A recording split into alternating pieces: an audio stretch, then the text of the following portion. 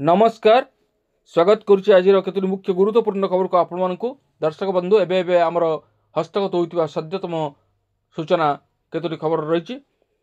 प्रथम खबर रही सुभद्रा योजना संपर्कित। आसंतु जानिबा कौन रही सुभद्रा योजनार नुआ अपडेट। तेबे आपण मानकु ए भिडियो मु समस्त विवरण प्रदान करिबि। आपण माने निश्चित भिडियोटी को प्रथम शेष पर्यंत देखिए। जब भिडियो भल लगे तो पाखे लाल बटन निश्चित सब्सक्राइब करेंगे, पाखे आसुवा बेल आइकन बजाय देवे और ऊपर आसुवा ऑल नोटिफिकेशन क्लिक करके भूलिबेनी, जहाँफल एभली भिडियो सर्वप्रथमे आपण निकट में पहुँच पार। तेज आसतु जाना आज प्रथम खबर टी। आसंता फेब्रुआरी 8 तारिख अर्थात आउ मात्र गोटे दिन पर मिलिबो सुभद्रा चतुर्थ पर्याय टंका।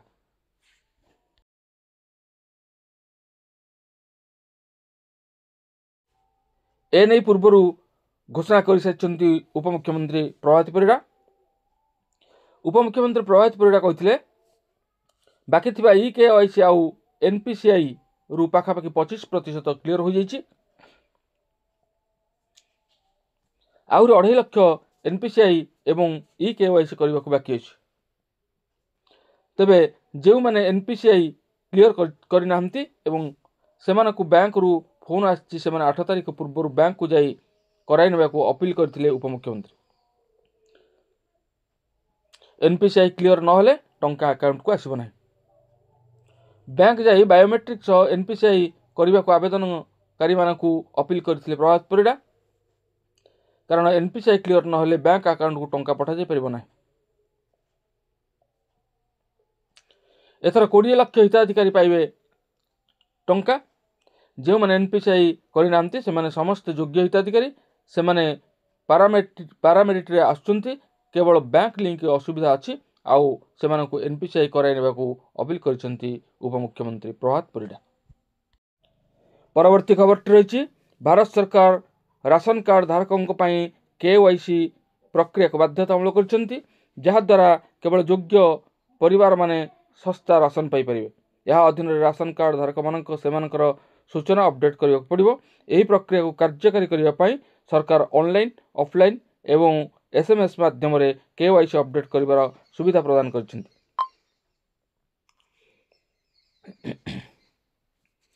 राज्य सरकार सरकारी वेबसाइट परिदर्शन करंतु एवं राशन कार्ड KYC अपडेट करने लिंक खोजंतु। वेबसाइट रे लॉगिन करंतु एवं राशन कार्ड सह जड़ित सूचना पूरण करंतु। आपणकर राशन कार्ड नंबर एवं आपणकर परिवार समस्त सदस्यंकर विवरण दियंतु। आधार कार्ड नंबर एवं अन्यान्य डॉक्यूमेंट अपलोड करंतु। QR कोड माध्यम जांच हेबो एवं प्रक्रिया समाप्त हेबो। ऑफलाइन माध्यम राशन कार्ड बंटन केंद्र किंबा स्थानीय खाद्य जोगाण कार्यालय को जांतु। सेठे राशन कार्ड KYC फॉर्म पूरण करंतु। आधार कार्ड एवं परिचय प्रमाण पत्र देखंतु। अधिकारी माने आपणकर डॉक्यूमेंट जांच करिवे एवं फॉर्म जांच करिवे। SMS KYC राशन कार्ड धारकों को तांकर मोबाइल को राशन कार्ड नंबर एवं आवश्यक सूचना संबलित एक SMS पठाइବାକୁ पड़िबो। यह पर राज्य सरकार विभाग KYC अपडेट करिवो एवं SMS माध्यम निश्चितकरण कराजिवो। परवर्ती खबर रही राज्य में हालुका वर्षा सह घन कुहुड़ीर अलर्ट। 24 घंटे घन कुहुड़ी नहीं राज्यर 3 जिला को येलो वार्निंग जारी करिछि पाणीपाग विभाग। यही सब जिला गुड़िक हूँ जगतसिंहपुर, कटक, खोर्धा। यही सब जिले में घन कुहुड़ीर आशंका रही। 8 तारिख जाए 4 जिला को घन कुहुड़ी नहीं चेतावनी। सेपटे एपरिक खरा दिन आरंभ न हेणु 36 डिग्री पार कलानी पारद। उपकूल ओडिशा रे सर्वनिम्न तापमात्रा स्वाभाविक ठारू 4 रु 6 डिग्री सेल्सियस अधिक थिबा बेले आभ्यंतरीण ओडिशा रे 3 रु 5 डिग्री सेल्सियस अधिक रही तापमात्रा। एथिपाई गरम एवं ताती अनुभूत होउछि। आगामी 4 रु 5 दिन जाए तापमात्रा रे विशेष किसी परिवर्तन होबार संभावना नहीं। पाग सुखिला रहिबो। 3 दिन जाए घन कुहुड़ी रहिबो बोली कहिछि पाणीपाग विभाग। परवर्ती खबर रही फेब्रुआरी 10 रु पुणी जानवाहन चेकिंग धरा पड़िले कार्यानुष्ठान नेब पुलिस। दीर्घ दिन व्यवधान पर दैत्यनगरी जानवाहन जांच हेबो। भुवनेश्वर कटक कमिशनरेट पुलिस एथिपाई प्रस्तुति आरंभ करिछि। आसंता 10 तारिख रु पुणी थरे गाड़ी चेकिंग कड़ाकड़ी हेबो। कमिशनरेट पुलिस ट्विन सिटी रे स्पेशल ड्राइव करिवो। विकटाळ हॉर्न कला काचर चेकिंग हेबो। गाड़ी रे विकटाळ हॉर्न कला काच लगाइथिले देबाक हेबो जरिमाना। कोविड परठारु गाड़ी चेकिंग बंद थिला। लाइसेंस हेलमेट पॉल्यूशन आदि चेकिंग बंद रही अछि। हेले एबे पुणी एक्शन मोड को फेरी कमिशनरेट पुलिस। गाड़ी जांच नहीं एबे ट्विन सीट रे धरपकड़ आरंभ हेबो। जदि आपण गाड़ी रे एभली किछि नियम उल्लंघन करिथुवा जिनिस व्यवहार करिसंती तेबे चेकिंग हेबा पूर्वरु काढी नियंतु। परवर्ती खबर ट्रेच मैट्रिक परीक्षा संपर्कित। मैट्रिक परीक्षा नहीं प्रेस मीट करिछि बोर्ड। परीक्षा नहीं 314 नोडाल सेंटर करा जिवो। प्रति जिल्ला रे रहिबो गोटिए गोटिए नोडाल सेंटर। 12 तारिख रु केंद्र को पठाजिवो प्रश्नपत्र। 19 तारिख सुधा सबु केंद्र रे पहुंचियो प्रश्नपत्र। एथर परीक्षा देबे मोट 5,10,778 परीक्षार्थी। 3,133 परीक्षा केंद्र हेबो। मार्च 6 तारिख जाए चलिबो परीक्षा। www.bsodisha.ac.in रे मिलिबो एडमिट कार्ड।